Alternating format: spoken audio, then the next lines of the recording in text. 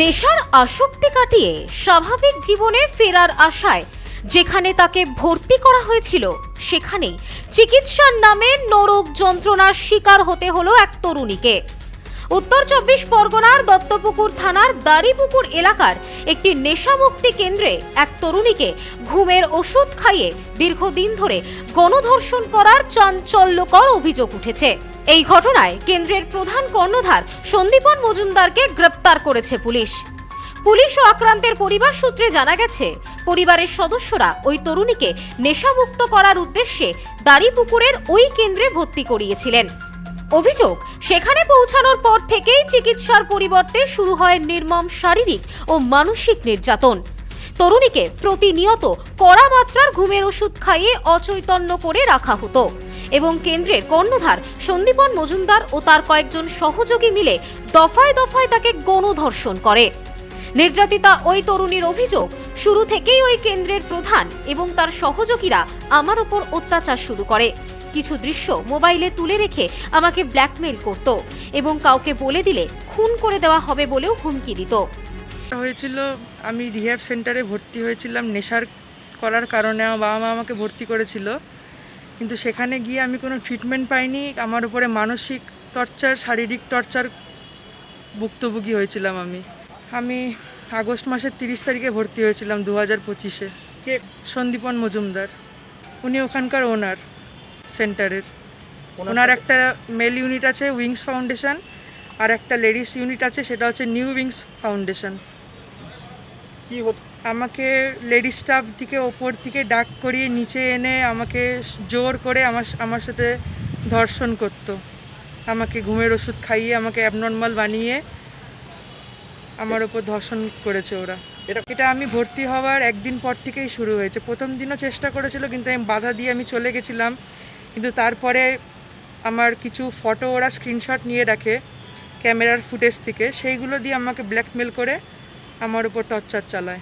হ্যাঁ, সেটা ভিডিওগ্রাফি করেছিল সন্দীপন মজুমদার, এবং সন্দীপন মজুমদার তার খাস লোক অজয় সর্দারকে দিয়েও ভিডিও করিয়ে রেখেছিল।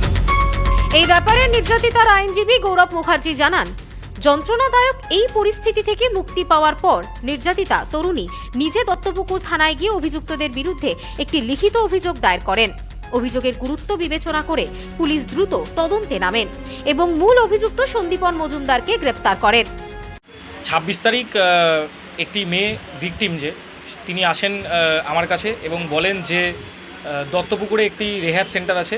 রিহ্যাব সেন্টারটার নাম হচ্ছে নিউ উইংস রিহ্যাবিলিটেশন সেন্টার। সেই সেন্টারে ওর সাথে বিগত 8 মাস 9 মাস ধরে ডেলিবারেটলি ওর সাথে ধর্ষণ করা হয়েছে এবং ওর সাথে আরও নিম্ন মানের আরও অনেক কিছু ওর সাথে অত্যাচার, এবং ওকে পাইপ দিয়ে মেরেছে, এই করেছে ওই করেছে, আরও অনেক কিছু অত্যাচার ওর উপর দিয়ে চলেছে বিগত 8-9 মাসে। ও খুব ট্রমাটাইজড হয়ে যায়। ও তারপরে আমাদের কাছে আসে, আমাকে অ্যাপ্রোচ করে। আমরা কালকে রাত্রিবেলায় দত্তপুকুর থানায় আমরা এফআইআর লজ করি এবং রাত্রিবেলায় যে মেন অ্যাকিউজড আছে সন্দীপন মজুমদার, সে অ্যারেস্ট হয়। তার সাথে আরেকজনও আছে, অজয় সর্দার নামক একটি ব্যক্তি, সেও এই ক্রাইমের সাথে যুক্ত। ওনাকে আজকে প্রোডাকশন করা হয়েছিল, সন্দীপন মজুমদারকে।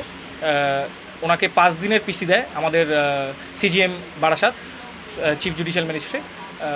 আপাতত 5 দিন পরে ওর আবার রিমান্ডের ডেট আছে, সেদিন আসবে, সেদিন আমরা আবার অবজেকশন দেব। আমরা চাইছি যে ভিকটিমের সাথে থাকতে এবং ভিকটিমের যা যা দরকার সেগুলো পূরণ করতে। আমরা পুরোপুরি ওর সাপোর্টে রয়েছি এবং আমরা পরের দিনও অবজেকশন দেব। সোমবার অভিযুক্তকে বারাসাত জেলা আদালতে পেশ করা হলে বিচারক তাকে 5 দিনের পুলিশি হেফাজতের নির্দেশ দেন। তদন্তকারীদের কাছে নির্যাতনের অভিজ্ঞতার কথা জানাতে গিয়ে নির্যাতিতা তরুণী আরও চাঞ্চল্যকর দাবি করেছেন। তার অভিযোগ, কেবল তিনিই নন, ওই নেশামুক্তি কেন্দ্রে চিকিৎসাধীন থাকা একাধিক নারী ও পুরুষ আবাসিকদের ওপর নিয়মিত নির্মম শারীরিক অত্যাচার ও মানসিক নির্যাতন চালানো হয়। পুলিশ ওই কেন্দ্রের সার্বিক পরিকাঠামো এবং বাকি সহযোগীদের খোঁজে পূর্ণাঙ্গ তদন্ত শুরু করেছে। Disclaimer: This channel does not promote any violent, harmful or illegal activities. All content provided by this channel is meant for an educational purpose only. Sampriti guest house hotel and restaurant. সমস্ত আধুনিক সুবিধাযুক্ত AC double bedroom, standard double bedroom, twin bedroom, deluxe double bedroom. আমাদের হোটেলেই রয়েছে বাঙালির খাবার সহ multi cuisine restaurant. শহরের মধ্যে অথচ সম্পূর্ণ নিরাপদ পরিবেশে থাকা খাওয়ার একমাত্র ঠিকানা Sampriti guest house hotel and restaurant. Chakdah road, টবাজার, বনগাঁ। ফোন 03215257603।